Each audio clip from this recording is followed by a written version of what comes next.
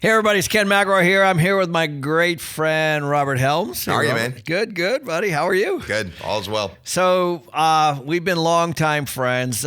Robert has done lots and lots and lots of real estate deals. His father, we call the Godfather. How's he Real doing? Estate. He's awesome. 85 and 85, doing great. and he's got quite a history. Oh, my God. So this is a situation where you have a son that's learned a lot from his father. I always say that I've learned everything I know from my dad, but he hasn't yet taught me everything he knows. So it's true, working right? on that. And he has a new book. Yeah, he does. Yeah. So he's still cranking away, and he has some wisdom, man. Oh, my God. So I'm really, really appreciative to have you here. So you guys might have heard of Robert through the Real Estate Guys, Real Estate Radio, right? Yeah, our radio show, 23 years now on the radio, and at all your favorite podcast locations. Yep. So he's the number one downloaded podcast on Apple. Wow. That's great to hear. Yep. Awesome. For a real estate podcast. So make sure that you guys check that out. So he has a lot of knowledge, a lot of wisdom. I know he's interviewed people like Donald Trump. That's true. Before he was the president. Yes. Yeah. Robert Kiyosaki. Many times. Yeah. Yes. Yeah. Richard Branson, like all these guys. So he has a lot of experience, and I can't wait to chat with you about a few things here. So what I wanted to do for this podcast was talk about defensive strategies for real estate investors. Because I just got back from a conference in Laguna Beach on funds, F-U-N-D. Yeah. And so all the big funds were there, and it was cool. I mean, Invesco, Blackstone, KKR, all the biggies. Yep. And there was a fund panel, which was very interesting to me. So they had all these guys up on this panel, including Blackstone. Yep. They said one of the questions was, what's considered a small fund? And right. the guy goes, well, under 300 million is a small fund. 1 billion is a medium-sized fund. Okay. And over 5 billion is a big fund. Okay. And so that just tells you how massive things are now and how much money there is. And so the reason I start with that is because these guys, one of the greatest lines was, one, we were talking about, what inning are we in? That's kind of the thing. People are like, what inning are we in? So the guy goes, well, we're definitely in the 9th inning. And the moderator goes, well, that's what you said last year. The guy goes, yeah, that is what I said last year. So everybody's confused, guys, even at the top. That's my point. These guys are investment bankers. They're very, very, very, very bright. And they're managing, Harvard pensions and, the California retired teachers pensions. And this is big money management stuff. And it's very confusing, and we don't know where we are. But I really, really wanted to chat about defensive strategies, because there are things that we can do now. Everybody's like, should we keep going? Should we really invest a lot? Where are we? So what are some very basic things, and where do you think we are in the real estate market? Yeah, good point. There's so many different real estate markets. So that's the first thing is when you say, well, where's the real estate market? Well, is that industrial in the Midwest, or is that multifamily in the Southwest, right? So, but what we do see is this has been a long cycle. But remember, cycles don't just die because the time goes by. Something has to happen. And if you're thinking we're in the 9th inning or 8th inning, you might want to play a little differently. And I think one of the things you can do, Ken, is something you've naturally done for a long time, and that is the types of rental property that make sense when times are good or times are bad, like B-class apartments. When times are good, people staying in C-class are going to find their way to co-op and be in a nicer property. When things are bad, people might have to move out of a home and go rent an apartment. So there's recession-resistant price points. It doesn't mean they're recession-proof, but I think certainly one of the things is look at who your target market is, who are you serving, and what would happen. Kind of stress test it in your mind. If the economy were to boom, then what would happen? Sometimes there are real estate investments that don't do as well when the economy booms. Remember when everyone could buy houses? Oh, yeah. 2004, 5, 6. Hard to be a landlord when your average person out there can buy a house. So real estate doesn't necessarily do well just because the times do well. But think about that stress test. If it was to get really tough, if unemployment was to go back up, if wages weren't going to increase, then think about the real estate you have. How would it perform then? That's a really good point. It's interesting. One of the As you know, we devour anything we can read, Yeah. right? I mean, from a personal development standpoint, but also from demographics and population growth and all that kind of stuff. We're always pouring into that, and you and I are talking all the time about that. Yep. But one of the interesting things that I read the other day was there's a big difference between trends and cycles. Yeah. That's a good point. So everybody thinks they're together. Yeah. So in other words, you can have a cycle. You could have different trends. So right now, industrial is on fire. Yeah. 0 vacancy, 3 cap rates, below 4. You can't find them. You can't buy them. You have to have big money to buy them. Yep. Okay. That's a trend. Right. It's not necessarily, you don't know where it is on the cycle, right? Yeah. Because Amazon's driving that. And now really every major retailer's selling online, right? Direct to consumer. So that's kind of what's happening there. On the other side of that, a trend is retail. Nobody's going to the malls. Less and less. Right. So malls are dying, industrial's on fire.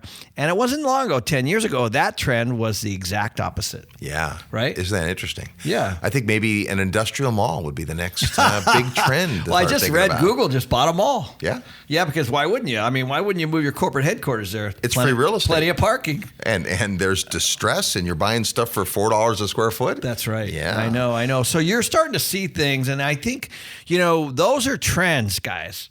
That's what we're talking about here when you were saying, what follows the stress test? Yeah. You got to watch the trends, and you have to pay attention to the cycle too, but the trends are really important. Definitely. I don't think a lot of people really focus on that, like the baby boomers that are retiring.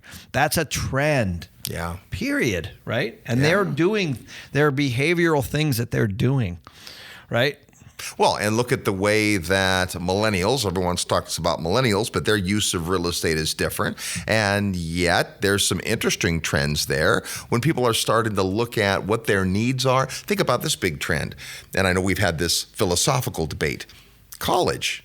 Is college the value it once was? Are there ways to learn other than college? College is a big business. I know when I cut my teeth in real estate, I was the on-site residential manager for an apartment building located a block from where I went to university. So who's in our apartment building? Students primarily. So if that's your market, and all of a sudden we have less incoming students, well, that's a trend. So if I can learn and study online, at home, I still have to live somewhere, but I don't necessarily have to live near a 100-year-old building. That's exactly right. What? Let's turn this a little bit. So what types of real estate can make sense when the market is turning, like in your opinion? Like what real estate classes? Because I have my opinions. I'd like to hear yours. Yeah. So when you see market turn, I think a lot of it's what we're talking about. Study a trend, see what's happening. Demographics, population, that's a big part of it. Every state has either net in-migration or out-migration. Either more people are moving there or more people are leaving. So that's a trend to keep your eye on. And that's independent of product type, right? It's just watching where people are going. And it's bigger than states. Cities, municipalities, people go for all kinds of reasons. Job, better weather, better tax treatment. So that's a thing to watch. But I think there's also product types that can make sense, especially as the market changes, the way you put things in your portfolio like land. Jim Rickards talks about that in Currency Wars, that one of the things to be able to hold value in is developable land. So not just land or hunting land or a bunch of acreage somewhere, but property that could be developed. So that's thinking different. I mean, you and I, we think in terms of what we can get to cash flow. We do. We want tenants to be paying our expenses and a little more besides. But you also do construction. We do construction. We want to be looking ahead on the chessboard. So I think that can be a thing that it's almost counter-cyclical to where the market is. We often talk about how when everyone's selling, well, that's maybe the time to buy, and vice versa. Don't necessarily work with the trend, but we do also want to make sure that if we expect there to be a change, that's this late inning stuff, then what are the product types that are going to make sense? It's probably not retail. That's right. But there'll be an opportunity there. There will be. You know what I mean? And with the banks, like nobody walks into those anymore. So you're going to have all these incredible corners available. And, it's interesting. one of my original mentors was, he's in his 90s now, one of the richest men in New York. He's on the Forbes list. And he gave me the best advice years ago. He said, just solve the problem. You know, and if you really think about it, it's true, right? Oh, it's so true. I had a mentor told me a very different thing, but it fits in so well. He said, when you get back from lunch, don't wish there aren't problems. Hope there's lots of problems in your email, in your inbox. Make sure there are problems because you get paid to solve problems. You do. That's what we get paid for, to solve problems. Right. And so right now, whether you guys know about it, but there's this rent control, affordability issue sweeping the country. You could call it a trend. Yeah. It's sweeping the country. I've never seen anything like it. Okay. Oregon passed a rent control law. Washington and Illinois, California. And California, they're all, California definitely has it, but they're considering them. And I actually had a conversation with our governor about this. Does it work? Because he's concerned with the same issue. Sure. So it's a thing. So the problem that needs to be solved isn't necessarily homelessness, it's affordability.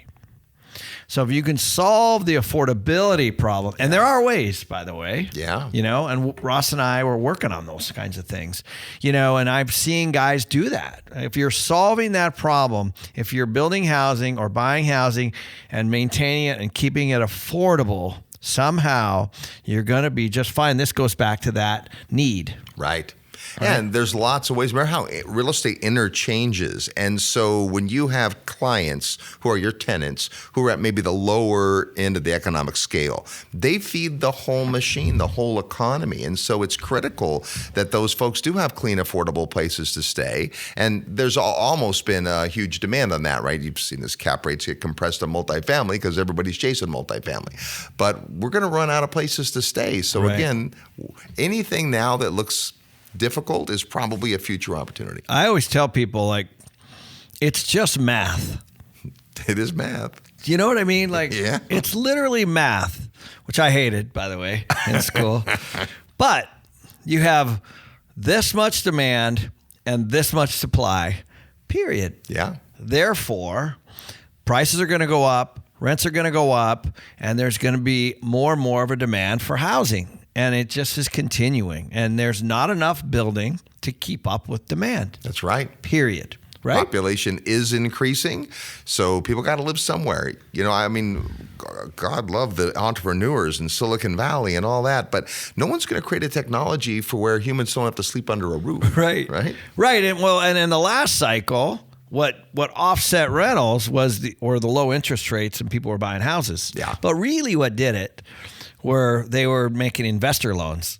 Yes, they were. That's actually the real issue. That's right. It wasn't the interest rates, because interest rates are really low right now. Yeah. Okay. So let's talk about that real quick. So obviously we got an election coming up, right? So are you guys doing anything? Because we are, in preparation. It's a long way out, but it's not.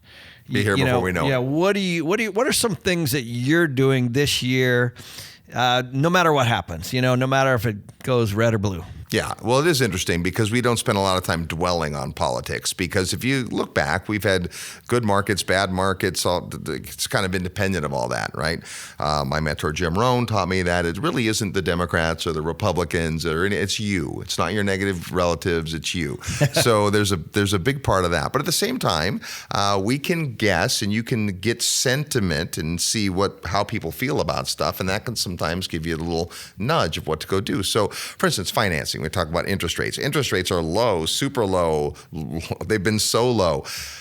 They can't go much lower. In many parts of the world, they're negative. And yet, if you look at the big players, the big picture, it's going to be hard to raise interest rates too high because so much of our debt is, we'll call it internal. It's not necessarily all the same parts of the government, but we have a lot of government debt. And we have a lot of government debt it's got to be paid. Interest has to be paid or notes turned over.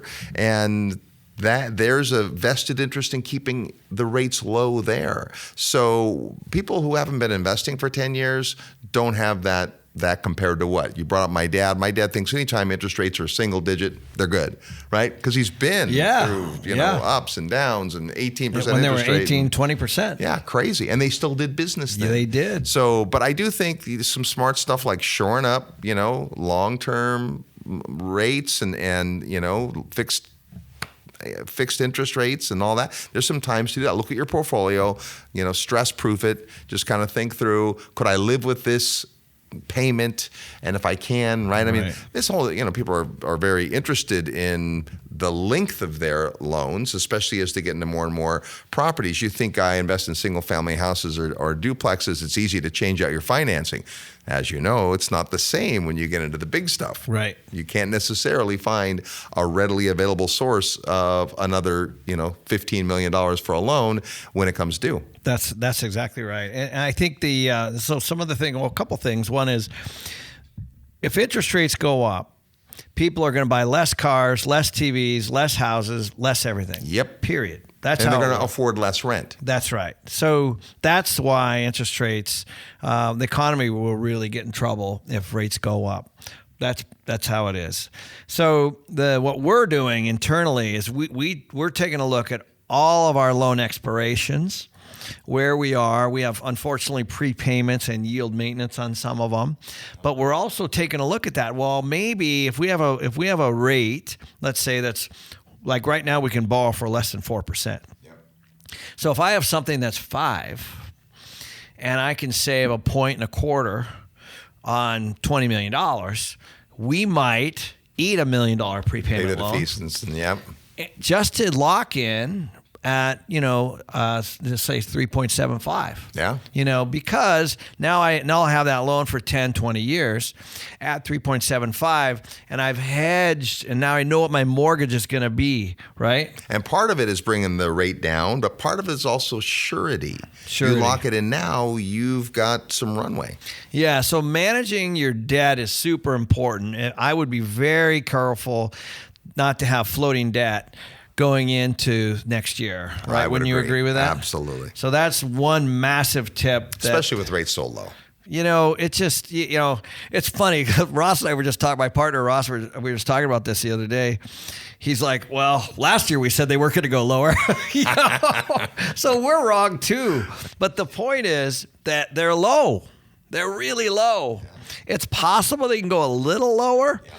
But I don't know. I think one of the big things to watch, and nobody knows what's going to happen here, but we're going away off of LIBOR. Right.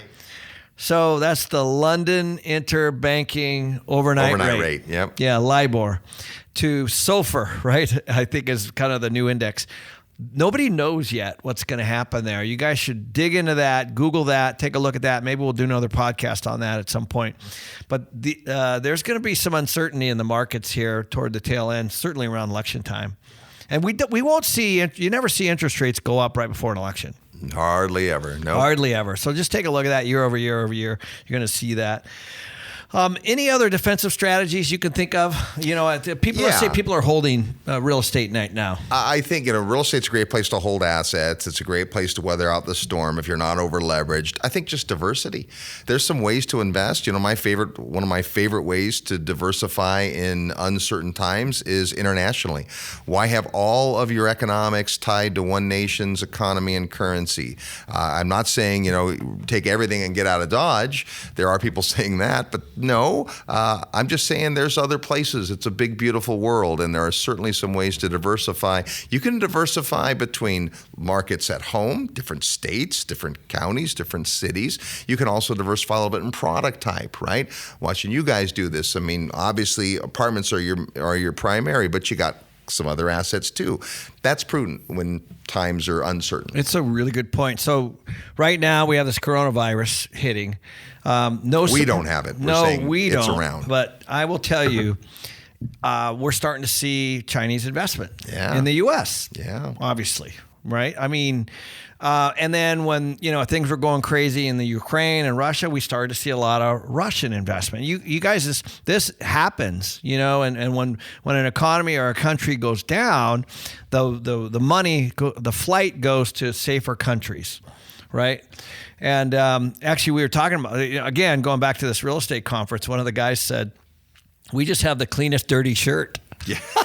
Yeah. I thought that was pretty good. That's true. He's like, we were talking about the UK and Asia and the US and, all the different currencies. It's all got and he's its like, challenge. hey, we're just the cleanest dirty shirt. That's right. That's very interesting. Men can relate to that a lot better than women, perhaps. Yes. One of the other defensive strategies that you guys might want to consider that we just did is we sold stuff.